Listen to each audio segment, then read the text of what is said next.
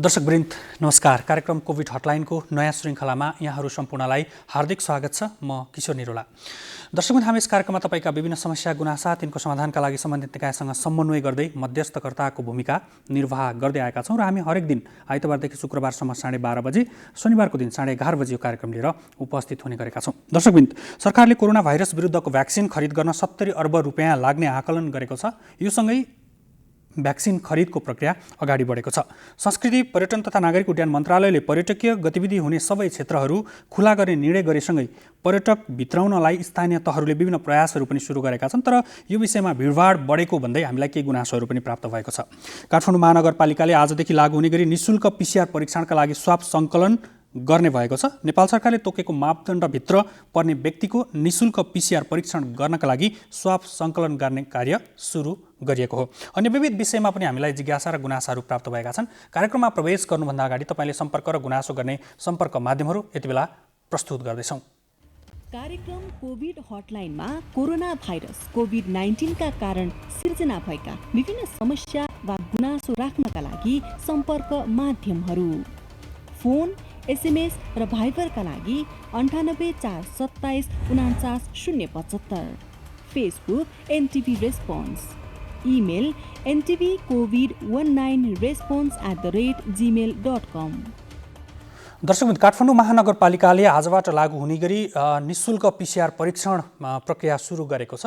विशेष गरी कोभिड-19 का सङ्क्रमितहरूको पहिचानका लागि PCR परीक्षण को विषयमा विभिन्न खालका विवादहरू पनि भएका थिए केही समय अगाडि, र विषयलाई निराकरण गर्नका लागि र आम जनताले निःशुल्क रूपमा PCR परीक्षण गर्न पाउन् भन्ने हेतुका साथ काठमाडौँ महानगरपालिकाले आजबाट यो PCR परीक्षण तथा स्वाब सङ्कलन निःशुल्क रूपमा सुरु गरेको हो। यो विषयमा जानकारी दिनको लागि विस्तृतमा के कस्ता मापदण्डहरू छन्, विस्तृतमा जानकारी दिनको लागि यति बेला हाम्रो प्रत्यक्ष भाइबर सम्पर्कमा काठमाडौँ महानगरपालिकाका प्रवक्ता ईश्वरमान डङ्गोल आइसक्नु भएको छ। प्रवक्ताज्यू, स्वागत छ यहाँलाई कार्यक्रममा। नमस्कार। जुन आजबाट यहाँहरूले निःशुल्क PCR परीक्षणको प्रक्रिया सुरु गर्नुभएको छ, अलिकति विस्तृतमा बताइदिनु न। कसरी मापदण्डहरू के छन्, कसरी सुरु गर्दै हुनुहुन्छ, कतिको सङ्ख्यामा तपाईँहरूले गर्नुहुन्छ? काठमाडौँ महानगरपालिकाले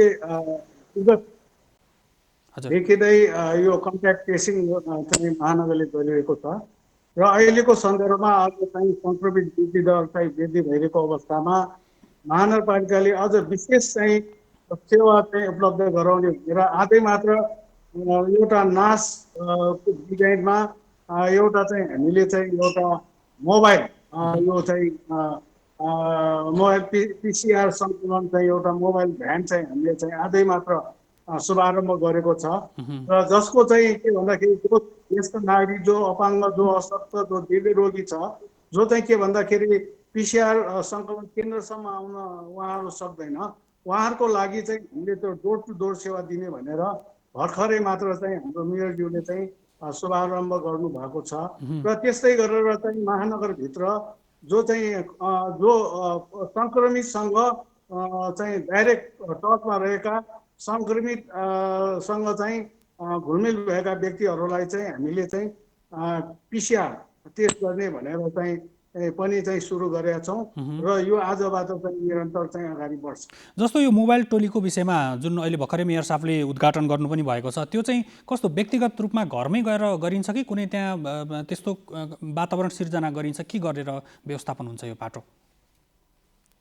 अब यो चाहिँ जो चाहिँ अब भनौँ न यो केन्द्रसम्म आउन सक्दैन, जो PCR स्टलसम्म आउन सक्दैन, उहाँहरूको लागि हामीले घर घरमै गएर सङ्कलन गर्ने भन्ने आजको शुभारम्भ हो। एउटा गाडी आज चाहिँ नासको डिजाइनमा चाहिँ तयार भएको छ, उहाँहरूको मोडेलमा तयार गरेर हस्तान्तरण चाहिँ कामहरू भएको छ र यो चाहिँ अब सुरुमा यो भयो। अब यदि पर्याप्त यो एउटाले भएन भने त अब हामीले थप गरेर अब कतिवटा आवश्यक छ त्यो त थप गरेर अगाडि जाने कुरा भइहाल्यो होइन। यो तपाईँले भने यो चाहिँ हामीले चाहिँ जो चाहिँ अशक्त, असहाय, जो चाहिँ अब ओछ्यानबाट उठ्नै गाह्रो उहाँहरूलाई चाहिँ हामी चाहिँ घर दैलो गएर स्वाब सङ्कलन गर्ने भन्ने कुरा चाहिँ जो अशक्त छ अथवा जो केन्द्रसम्म आउन सक्दैन ती व्यक्तिका लागि घरमै गएर स्वाब सङ्कलन गर्ने कुरा भयो। अब यो विषयमा एउटा दर्शक, हामी कुराकानी गर्दैछौँ काठमाडौँ महानगरपालिकाका प्रवक्ता ईश्वरमान डङ्गोलसँग। विशेष गरी आजबाट काठमाडौँ महानगरपालिकाले निःशुल्क PCR परीक्षण सुरु गरेको छ। सँगसँगै जुन पिसिआर परीक्षणका लागि जुन असहाय अशक्त र बालबालिकाहरू रहेका छन् घरमै गएर स्वाब सङ्कलन गर्ने गरी मोबाइल टोली पनि आजबाट सुरु गरिएको छ, जसको कारणले गर्दाखेरि जसले पिसिआर परीक्षण गर्ने केन्द्रसम्म आउन अप्ठ्यारो हुन्छ उहाँहरूलाई घरमै गएर पिसिआर परीक्षण गर्ने व्यवस्था पनि काठमाडौँ महानगरपालिकाले सुरु गरेको छ। प्रवक्ताज्यू, मैले जान्न खोजेको जस्तो अब यो जो अशक्त हुनुहुन्छ जसलाई त्यहाँ केन्द्रसम्म आउनको लागि अप्ठ्यारो पर्छ, उहाँहरूले त्यो भ्यान बोलाउनको लागि अथवा त्यहाँ सम्पर्क गर्न र समन्वय गर्न चाहिँ कसरी तपाईँहरूले व्यवस्था गर्नुभएको छ? अथवा कोही व्यक्तिले पिसिआर परीक्षण गर्नु पर्यो अशक्त व्यक्तिको अथवा बालबालिकाको भने कहाँ सम्पर्क गर्ने? तपाईँको 32 वडाका वडा नम्बरहरू हामीले सहयोगी गरेको सबैलाई थाहा छ। हजुर। अनि अर्को कुरा हाम्रो जनस्वास्थ्य शाखा पनि छ। अनि वडा वडामा चाहिँ जनस्वास्थ्य प्रमुख पनि हामीले परिचालन गरेका छौँ। हजुर। तपाईँहरूले वडामै सम्पर्क गर्दाखेरि जो आवश्यक छ उहाँले वडामै सम्पर्क गर्दाखेरि हामीले चाहिँ त्यो ठाउँसम्म हामी चाहिँ पुर्याएर सङ्कलन गरेर हामी व्यवस्थापन चाहिँ गर्छौँ। आफ्नो सम्बन्धित वडामा जुन जनसम्पर्क व्यक्ति तोकिएको छ उहाँहरूलाई सम्पर्क गरेर यदि त्यस्तो गर्नु परेको खण्डमा उहाँहरूले त्यो भ्यान चाहिँ तपाईँहरूले त्यहाँ पठाइदिनुहुन्छ। जस्तो यो निःशुल्क हजुर निःशुल्क पिसिआर परीक्षणको विषय भनेको छ नि, यो चाहिँ तपाईँहरूले केन्द्र तोक्नु भएको छ अथवा कुनै हस्पिटल तोक्नु भएको छ अथवा कसरी प्राप्त गर्न सकिन्छ यो काठमाडौँ महानगरपालिकाभित्र? दर्शकबिन हामी कुराकानी गर्दैछौँ काठमाडौँ महानगरपालिकाका प्रवक्ता ईश्वरमान डङ्गोलसँग। काठमाडौँ महानगरपालिकाले आजबाट निःशुल्क पिसिआर परीक्षण सुरु गरेको छ। सँगसँगै असहाय अशक्तको लागि मोबाइल टोली जुन भ्यान पनि व्यवस्था गरेको छ। नास्टले तयार गरेको भ्यान जुन कोभिड-19 सङ्क्रमणको दृष्टिकोणबाट स्वास्थ्यकर्मीलाई समेत सुरक्षित राख्ने तवरले व्यक्तिगत रूपमा घरमै गएर अशक्त असहाय र बालबालिकाहरूको पिसिआर परीक्षण गर्नका निमित्त आजबाट काठमाडौँ महानगरपालिकाले सुरु गरेको छ। सँगसँगै अन्य विभिन्न निर्णयहरू पनि भएका छन् पिसिआरसँग सम्बन्धित विषयमा। फेरि पनि यति बेला हाम्रो भाइबरमा जोडिसक्नु भएको छ प्रवक्ता ईश्वरमान डङ्गोल। प्रवक्ताज्यू, जस्तो मैले जान्न खोजिरहेको थिएँ, पिसिआर परीक्षणका लागि जुन तपाईँले निःशुल्क भन्नुभएको छ त्यो कुनै केन्द्रहरू तोकिएको छ अथवा अस्पतालहरू तोकिएको छ अथवा कसरी त्यो सुविधा प्राप्त गर्न सकिन्छ? अब यस्तो छ, महानगरले गर्दै आएको होइन, अब वडा वडामा चाहिँ सेन्टर चाहिँ हामीले बनाएको छौँ। अब जो चाहिँ कन्ट्याक्ट जो सङ्क्रमणसँग नजिक छ, जो चाहिँ उसले चाहिँ अब होइन के गरेर चाहिँ अब जाँच गर्न सक्दैनौँ त्यस्तो चाहिँ वडामा सम्पर्क गर्ने हामीले कलेक्सन गर्छौँ र अब चाहिँ हामीले उहाँलाई एकैको ठाउँमा चाहिँ हामीले चाहिँ त्यो चाहिँ व्यवस्था गर्छौँ। जस्तो अब यो मापदण्डको विषय पनि आइरहेको छ, जस्तो पिसिआर निःशुल्क रूपमा प्राप्त गर्ने मापदण्ड चाहिँ के हुन्छ यसमा? जस्तै कोही व्यक्ति अगाडिको सरकारको अथवा मन्त्रालयको निर्णय हेर्ने हो भने चाहिँ सक्षम व्यक्तिले आफै स्वयं तिर्दाखेरि राम्रो भन्ने खालको कुराहरू पनि आएका थिए होइन, के छ तपाईँहरूकोमा?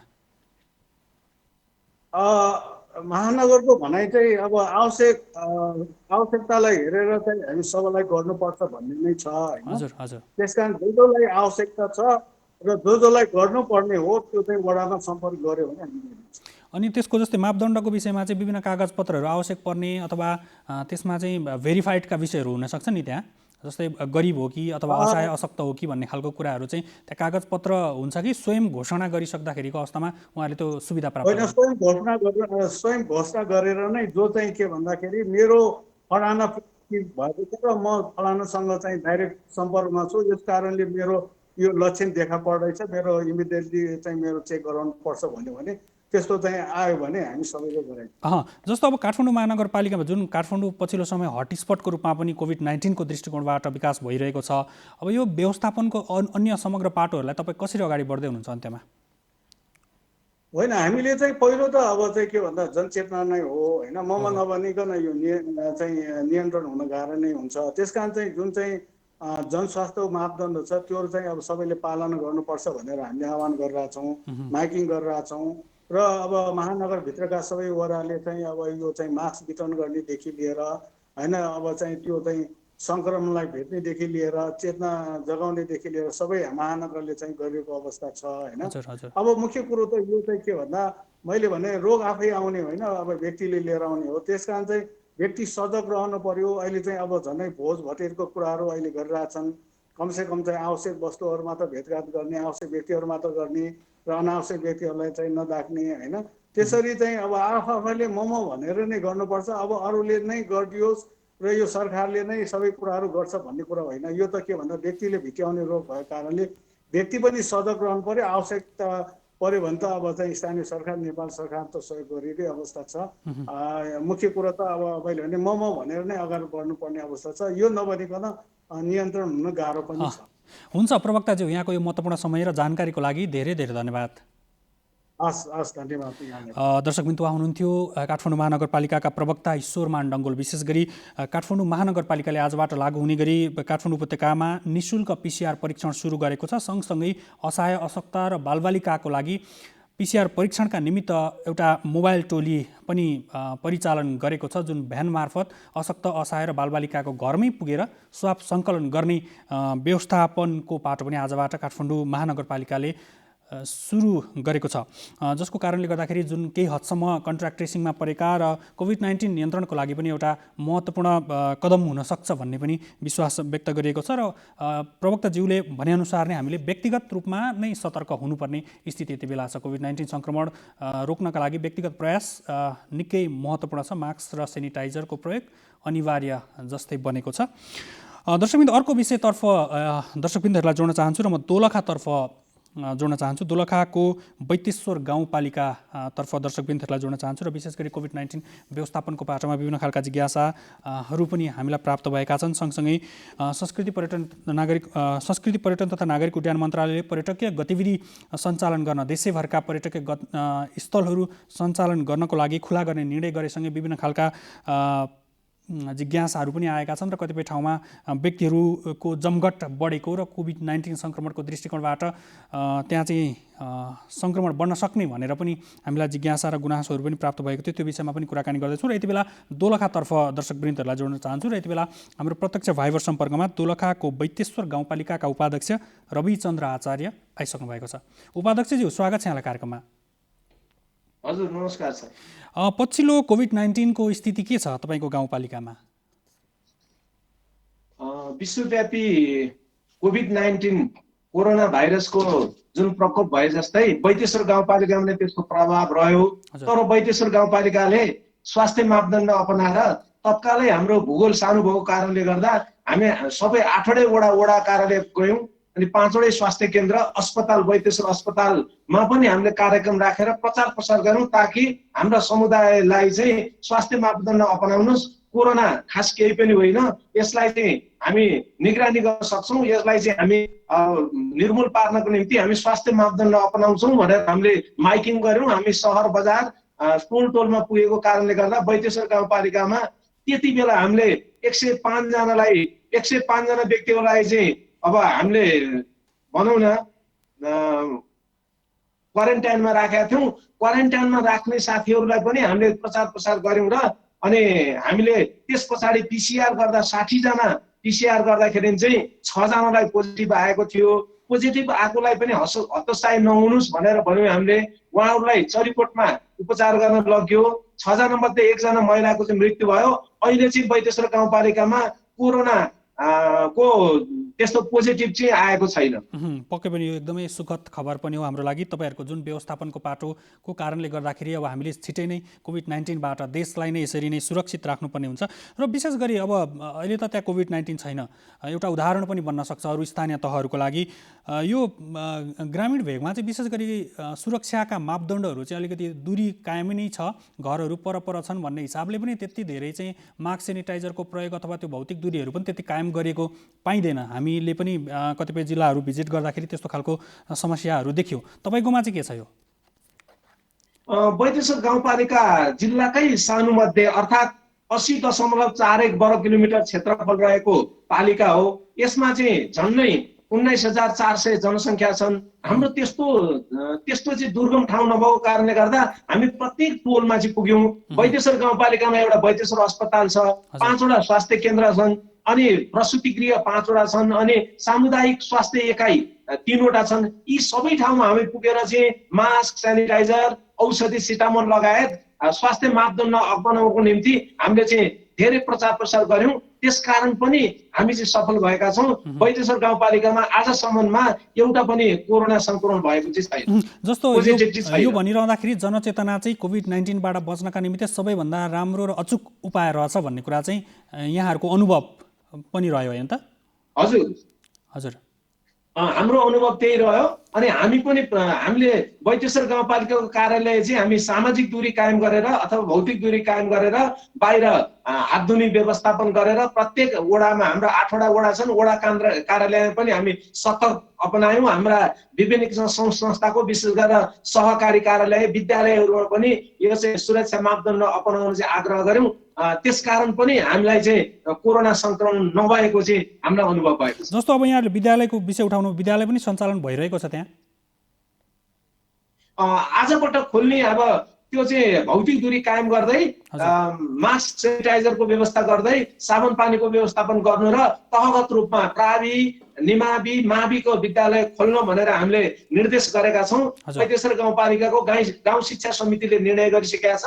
आजबाट चाहिँ आंशिक रूपमा विद्यालयका नानी बाबुहरूलाई बोलाइन्छ, तर सबै विद्यालय 28वटा विद्यालय खुल्छन् भन्ने हामीलाई विश्वास लागेको छ। विद्यालयहरू सञ्चालन गरिरहँदाखेरि कोभिड-19 त्यो तपाईँको गाउँपालिकामा कोभिड-19 छैन भनिरहँदाखेरि बाहिरबाट प्रवेश गर्ने अथवा भोलि त्यहाँ सङ्क्रमण हुन सक्ने स्थिति पनि रहन सक्ला। विशेष गरी तपाईँको गाउँपालिका प्रवेश गर्ने नाकाहरूमा चाहिँ त्यो व्यवस्थापन के गर्नुभएको छ यही स्थितिलाई अब कायम राखिराख्नको लागि?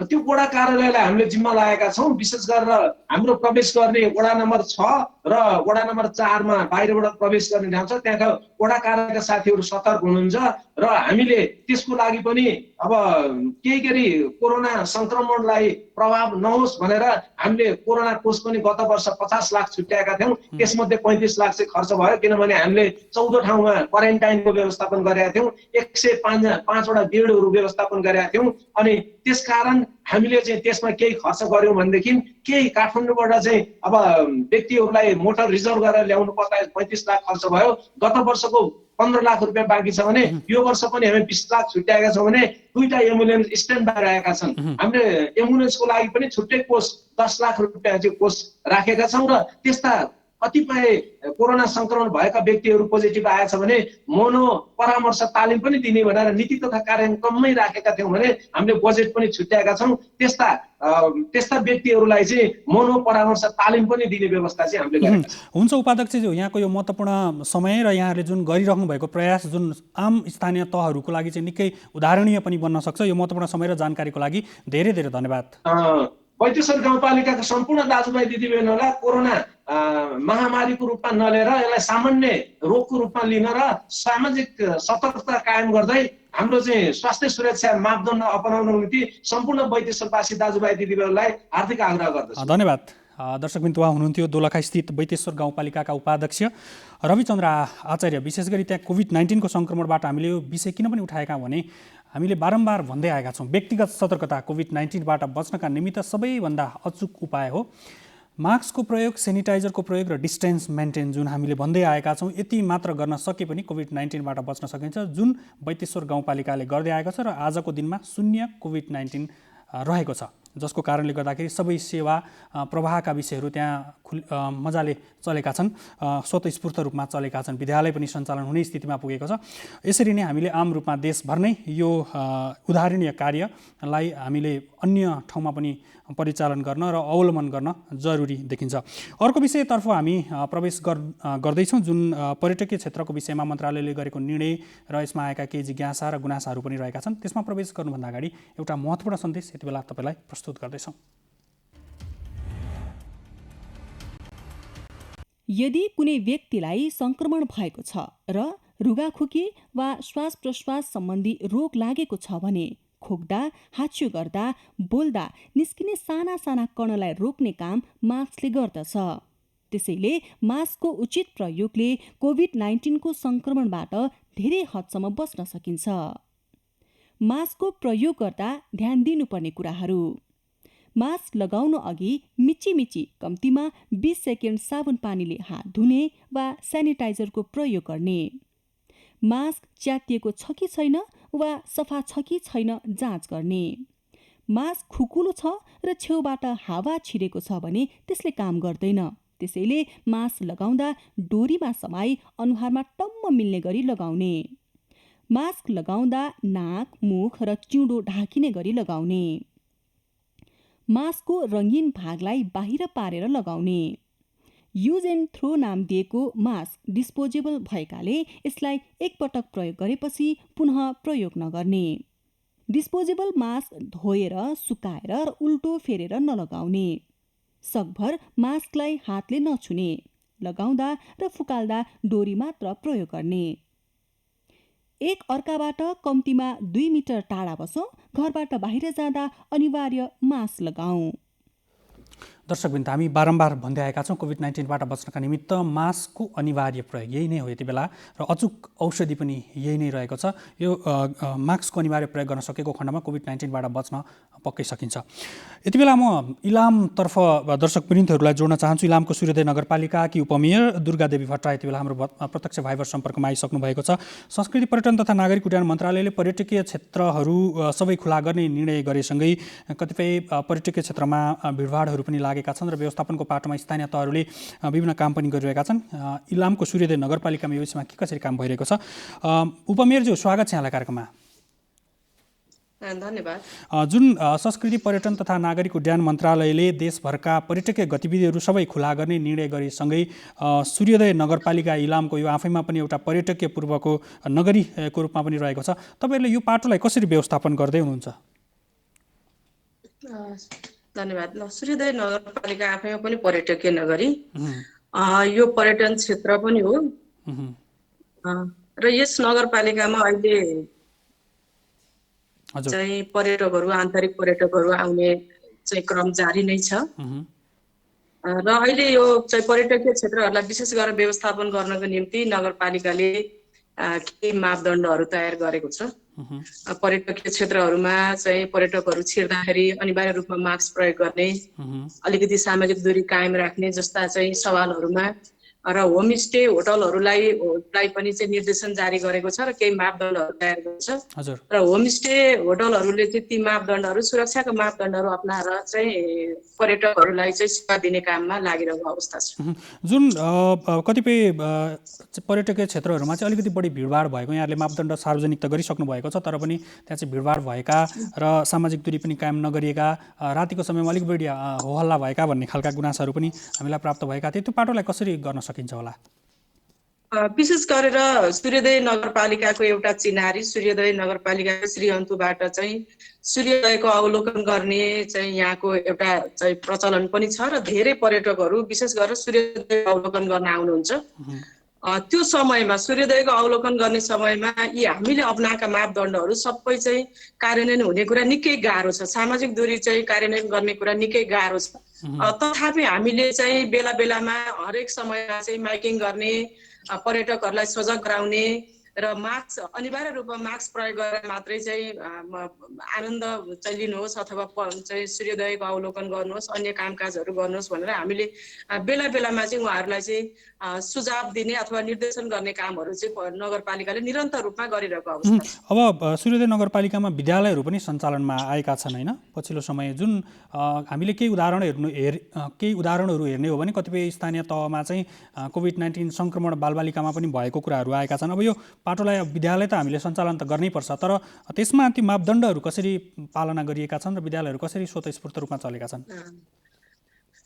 सूर्योदय नगरपालिकाभित्र रहेका सामुदायिक र संस्थागत विद्यालयहरूलाई हामीले सञ्चालन गर्ने क्रममा चाहिँ अलिकति अहिले पछिल्लो समयमा नेपाल सरकारले जुन एउटा निर्देशन जारी गरेको छ, स्थानीय तहहरूले चाहिँ आफैले चाहिँ केही नियमहरू निर्माण गरेर विद्यालयहरू सञ्चालन गर्न सक्ने भन्ने खालको एउटा निर्देशन जारी भइसके पछाडि हामीले यहाँका सबै चाहिँ विशेष गरेर शिक्षा क्षेत्रका सरकारवालाहरू, बुद्धिजीवी, शिक्षकहरूसँग बसेर एउटा चाहिँ छलफल चलाइयो र त्यो छलफल चलाए पश्चात चाहिँ विद्यालय यो निकै ठुलो नगरपालिका पनि छ र यसको विविध प्रकारको चाहिँ वस्तुस्थिति रहेको पनि यो क्षेत्रमा चाहिँ छ। काहीँ पर्यटकीय क्षेत्र छ, काहीँ गाउँ छ, काहीँ बजार छ। त्यस्तो भएको कारणले गर्दाखेरि चाहिँ हामीले अहिले चाहिँ विद्यालयहरूलाई 7 दिनभित्रमा त्यस विद्यालयमा आबद्ध विद्यार्थी, शिक्षक, अभिभावक चाहिँ बस्नुहोस्, छलफल गर्नुहोस् र कुन विधिबाट चाहिँ विद्यालयलाई सुचारू गर्न सकिन्छ तपाईहरुले एउटा चाहिँ आफूले आफ्नो विद्यालयको चाहिँ सञ्चालन एउटा विधि निर्माण गर्नुहोस् र त्यो विधि अनुसार चाहिँ विद्यालयलाई सञ्चालन गर्नुहोस् भनेर निर्देशन गरेका छौं। र अहिले हामीसँग भएका अधिकांश विद्यालयहरू उहाँहरूले चाहिँ विभिन्न सञ्चालनका केही विधिहरू निर्माण गर्नुभएको छ। विद्यार्थीलाई कम्पाउन्ड भन्दा बाहिर जान नदिने, कुनै विद्यालयहरूले चाहिँ हरेक दिन चाहिँ बिराएर कुनै दिन एक क्षेत्रका विद्यार्थी बोलाउने, अर्को दिन अर्को क्षेत्रका विद्यार्थी बोलाउने, त्यो ढङ्गले पनि विभिन्न तरिकाहरू अपनाएर विद्यालयहरूलाई अहिले सञ्चालन गर्ने तर्खरमा लाग्नु भएको छ र केही विद्यालयहरू सञ्चालन पनि भइसकेको अवस्था छ। अन्त्यमा एकदमै छोटकरीमा हामी अन्त्यमा छौँ। यो व्यवस्थापनको बाटो जुन कोभिड-19 को सङ्क्रमणको दृष्टिकोणबाट त्यहाँ त पर्यटकहरू भित्री रहँदाखेरि चाहिँ अब त्यहाँ सङ्क्रमण फैलिन सक्ने आधारहरू पनि प्रशस्तै छन् होइन, त्यो बाटोलाई अब कसरी व्यवस्थापन गर्न सकिन्छ होला छोटकरीमा? अब यो पर्यटन प्रवर्धन पनि हाम्रो एउटा अनिवार्य चाहिँ एउटा आवश्यकता पनि हो यो क्षेत्रको, यो ठाउँको निम्ति। अब हामीले स्वास्थ्य सुरक्षाका कुरालाई नै चाहिँ नागरिकलाई अवगत गराउने, नागरिकलाई जानकारी गराउने, सुझाव दिने र उहाँहरूलाई बेला बेलामा चाहिँ जानकारीमूलक कार्यक्रमहरू सञ्चालन गर्दै गर्दै अब यो चाहिँ आफैमा पनि एउटा अलिकति दिगो एक खालको रोग अथवा महामारी आएको छ। सधैँ यो महामारीको पछि लागेर मात्रै पनि अगाडि बढ्न नसकिने अवस्था भएको कारणले गर्दाखेरि केही मापदण्ड, केही विधिहरू निर्माण गर्ने र सरकारवालाहरूलाई, आम नागरिकलाई सचेत गराउँदै स्वास्थ्य सुरक्षा अपनाउँदै अगाडि बढ्नुहोस् भन्ने खालका सुझावहरू चाहिँ दिएर नै हामीले आफ्ना चाहिँ गतिविधिहरूलाई अगाडि बढाउने सोच बनाइरहेको छौँ। हुन्छ उपमेयरज्यू, यहाँको यो महत्त्वपूर्ण समय र जानकारीको लागि धेरै धेरै धन्यवाद। हस्, यहाँलाई, यहाँको मिडियालाई पनि विशेष धन्यवाद। दर्शकबिन्दु, उहाँ हुनुहुन्थ्यो इलामको सूर्योदय नगरपालिकाकी उपमेयर दुर्गादेवी भट्टराई। विशेष गरी पर्यटकीय क्षेत्रमा भिडभाड बढेको र विद्यालय सञ्चालन गर्दाखेरि का विषयमा पनि भोलि सङ्क्रमण हुन सक्छ कि भन्ने खालका जिज्ञासाहरू र के कस्ता मापदण्डहरू नगरपालिकाले सुरु गरेको छ भन्ने विषयमा पनि हामीलाई केही गुनासा र जिज्ञासाहरू प्राप्त भएका थिए। त्यो विषयमा जवाफ लिने क्रममा थियौँ। दर्शकबिन्दु, आजको कार्यक्रमको निर्धारित समय सकिन लागेको छ।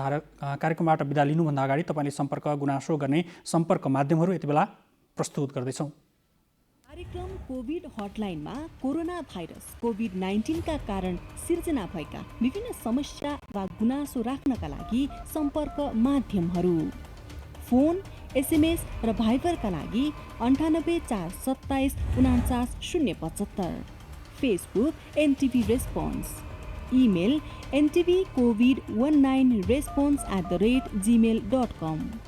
हस्त दर्शकबिन्दु, आजको कार्यक्रमबाट हामी सबैलाई बिदा दिनुहोस्। तपाईँ भने नेपाल टेलिभिजन हेर्दै गर्नुहोला। नमस्कार।